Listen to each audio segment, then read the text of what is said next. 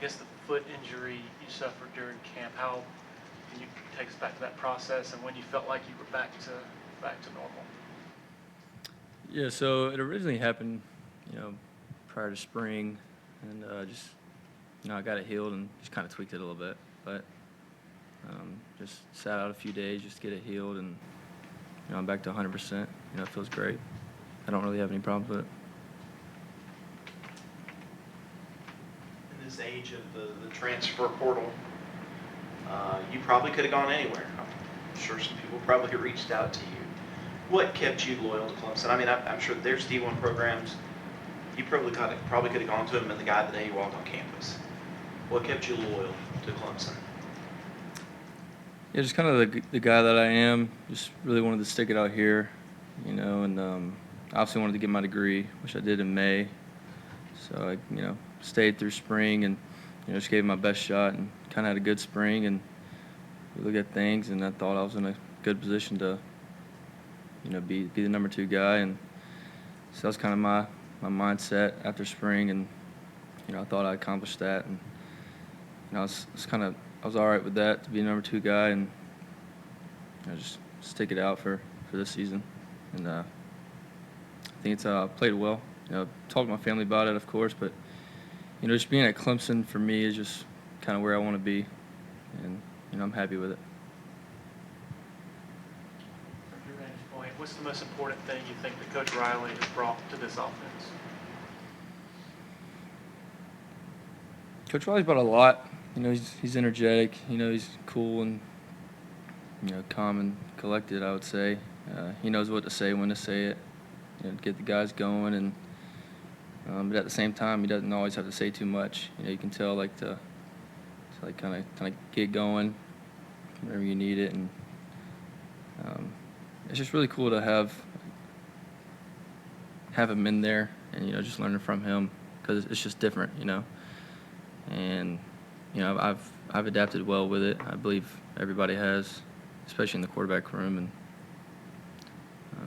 he just, like he says, it's not magic play calls or anything. We still have to go out and execute the game. But it's been pretty cool and a great adjustment, I would say. What's the biggest difference schematically or stylistically that you've seen so far compared to before? Yeah, at the end of the day, football's football. But I wouldn't say too big of a difference. Just the communication is a little different. How he signals to us and we signal it out, and I like that a lot. I would say that's probably one of my favorite things that he's brought. But schematically, I really enjoy the overall aspect of how he calls and runs the offense and all together. John Blau, the post superior in Charleston. You mentioned when he's on the sideline, I think Cade was telling us in camp that there were a couple of bad series during a scrimmage. He said have a pulse. Yeah. He said, is there anything in particular he said these first couple of weeks that's been memorable? Just like when there have been series that haven't quite gone the right way. Yeah, just like you said, having that pulse, and he said that multiple times. Just having the energy on the sideline, is kind of the big thing, because the guys are out there fighting and, giving their all. They don't need to come over to a dead sideline or everybody has their head down and stuff like that, And, in fall and spring, if something didn't go right, just got to respond. And that was kind of his message, and that's always been, I think, everybody's message. You just got to respond no matter what happens. And, yeah, just having that pulse and encouraging people and letting them know that, just come on, next play mentality and type stuff like that. That's kind of how I see it. You've seen Cade respond for some mistakes. Right. What's his demeanor like? I think it's great. He's responded well. Just like I just said, that next play mentality. I believe he's done that pretty well. And he always asks what do you see out there? What's going on? What can I do different? You're playing your tail off. You just gotta. There's some things here and there, but he knows that, and he knows that while it's going on, and he knows to correct them. He knows how to correct them, and we all see, I think he did that, and I'm excited to see the rest of the season, because I think we're about to start really taking off here. Just need a little spark, came out a little slower than expected, but I think we're in a great position. And to really answer your question with Cade, I believe, I mean, I can't speak for him, but he's one of the best responders that I've seen. You know, no matter what happened in a scrimmage or a game, you know, he's always energetic, you know, asking what he can correct, and he wants to know how to correct it and, like, just try to lead the guys the best he can. I think he's done a great job with it. Is the lesson here, not just with him, but the offense itself, is, man, it's really hard to carry performance from the practice field to a full stadium with all the different elements going on? Yeah, I wouldn't say really hard. You know, if you really are inside out, you don't really notice all that stuff, you know.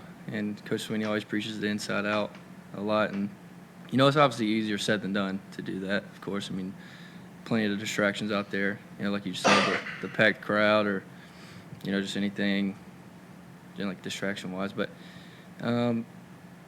the preparation that we have and the plan that we have, like day-to-day basis, I believe that it allows us to not really even have any distractions and to be able to go out there and play free. You know, that's the main thing.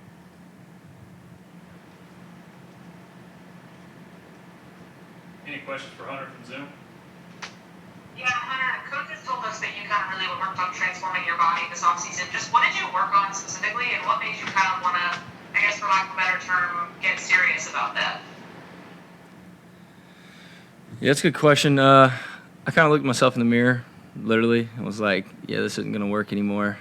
Had to make some changes. The big thing was the nutrition, and Megan does a great job. And, you know, that chicken and rice and broccoli really helps out. I mean, it gets boring sometimes, but just sticking to that. I was doing a little more cardio and, you know, working out with a little more intensity, and just kind of having a main focus for, like, the nutrition aspect, like I just said, because that really does make a big difference. But it's helped out a lot. You know, I feel better, I believe, like, mentally and physically. More clarity in things, and it's just weird how that happens when you kind of lean down a little bit. But I don't know. I think it was definitely a needed transition for me, and I thought I needed to do it, and I was grateful that I did. Now I just got to keep it. What has Paul brought to this room, just being a veteran guy who's kind of been around this in different programs now? Yeah, he's a vet guy. He's definitely brought a good character aspect to the room. You know, he's a good guy, and he has a lot of stories to tell, and they're interesting to hear. The way he leads, you can tell that he loves the game of football, and you know, I believe if he wanted to, he can be a great coach someday. But you know, when Cade's asking what he can fix, or, you know, just in any aspect, not even if Cade asks, you know, Paul's always there to help out and just give his 2 cents on things, and, you know, I think that's kind of good to have in the room. Anybody else for Hunter? As you talk about stories, does he tell any stories about Bear Bryant, his great-grandfather, or really the stories about Not that I heard of yet. One from the back. Ken in our Greenville News. Just as a veteran, head of Cade, how do you help him, you know, being a veteran? Right. My main aspect is really just try to push him, you know, and you know, I think he would say the same thing. Like, just try to just give him the honesty, and, like, sometimes it's brutal, sometimes, but he enjoys that, and, you know, he wants that. Like I was telling him, I mean, he wants to learn and be corrected, and, you know, all the great ones have that, and I definitely see that in him. But the main thing for me is just helping him out in any way, because he's the one out there, and, you know, just we all want to win, you know, so that's the main thing. Brutally honest with him. I think he was even brutally honest with himself when Right. he told us a few minutes ago it's probably the worst decision he ever made on the. Are you, like, watching and going, what do you say? Are you saying the same thing to him? Like, what was that? Like, I try to approach it better, but I mean, it's not really like a what was that. It was kind of like, you know better, that's not you, and he knows that. Like, before I even said anything, he was like, yeah, that's not me, and that's on me. You know, he takes complete accountability for it, and, you know, in the moment you're like, all right, let's go, let's get it. But at the same time, it's like, wow, it's really good to see, you know, the guy, like, being so, like, held up to such a pedestal, you know, but to be able to hold himself accountable like that is pretty cool to see. As you talk about chicken or rice, I mean, what are you not eating now that you were eating? Yeah, I mean, I really just cut out all fast food, and just try to stay away from all the crap that I would, eat, like just like a chips or something. Like I really just got real strict with it. Like there was about 3-4 months that literally I was probably eating 4 to 5 chicken breasts a day, and that was kind of it.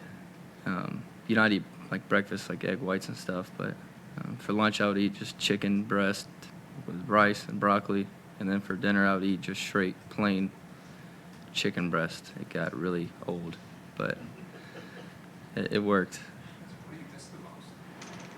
Food-wise, I feel like fast food is at McDonald's. can't go wrong with McDonald's, man. Can't go wrong. Anyone else for Hunter? It's All a right, great thank you, question. Hunter. Thank y'all. Thanks.